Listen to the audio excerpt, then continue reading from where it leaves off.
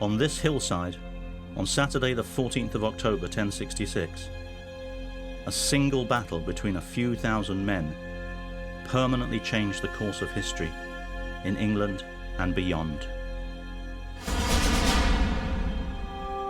It was said to have taken place at the Grey Apple Tree. Nowadays, the site is known simply as Battle. The English occupied this ridge, standing shoulder to shoulder, many armed with huge axes. To protect themselves, they overlapped their shields, forming the shield wall.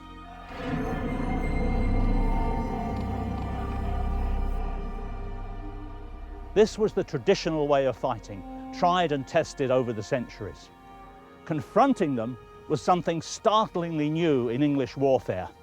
The Normans were drawn up in 3 lines.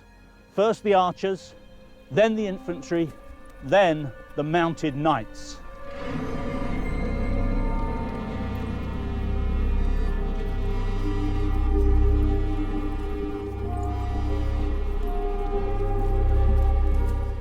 It's said that William hung around his neck the very saints' relics on which Harold had sworn his oath.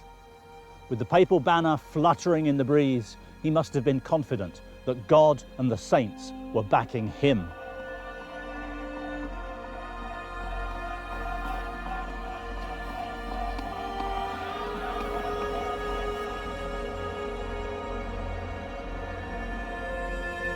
Harold's army was battle-weary and exhausted from the long march south.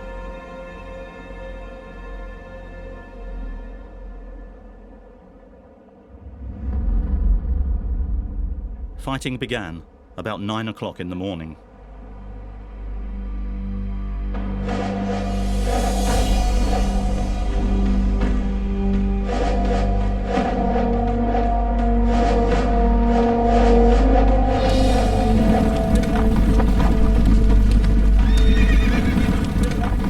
Normans charged uphill.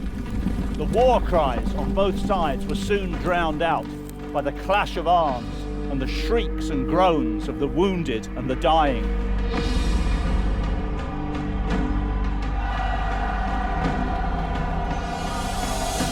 Harold's men were packed so densely behind their solid shield wall that the dead were unable to fall.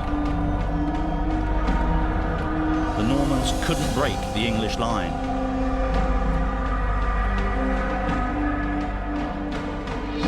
The rumour spread amongst the Normans that William had been killed. The men on the left flank panicked and began to rush down the hill. The English above broke ranks and followed them. But William had not been killed. He pushed back his helmet to reveal his face and called out, "I live, and with God's help we'll conquer yet." The Normans immediately rallied, turned on the English who were pursuing them, and cut them down.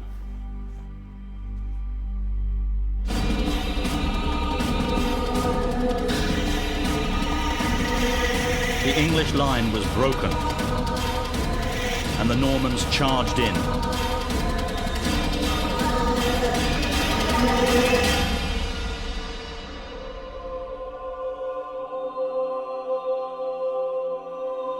The Bayeux tapestry shows all the confusion and desperation of the battle.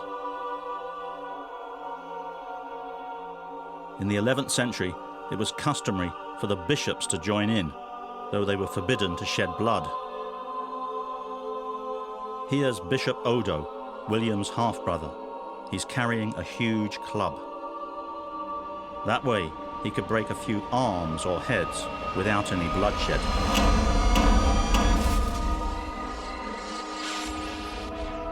Bodies fall in a heap of twisted and broken limbs.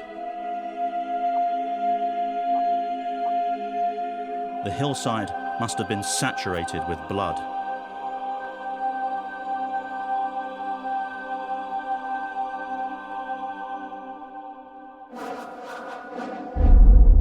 Then came the decisive moment, the death of King Harold. 2 early accounts of the battle say that an arrow struck the king in the eye.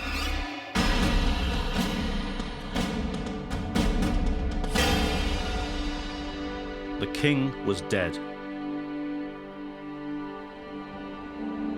and a world was coming to an end.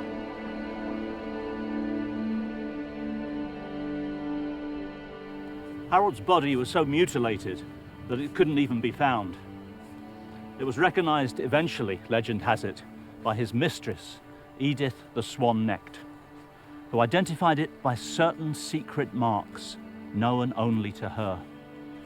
And along with Harold, Anglo-Saxon England died on this battlefield. One of William's chaplains describes the scene. The flower of English youth, the flower of English nobility, covered the ground far and wide, filthy with their own blood.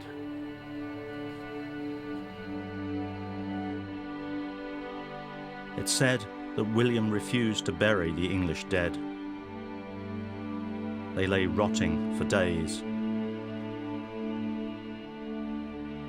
He would later relent and build an abbey here as penance for the carnage of the battle. Its altar is said to have been built on the spot where Harold fell.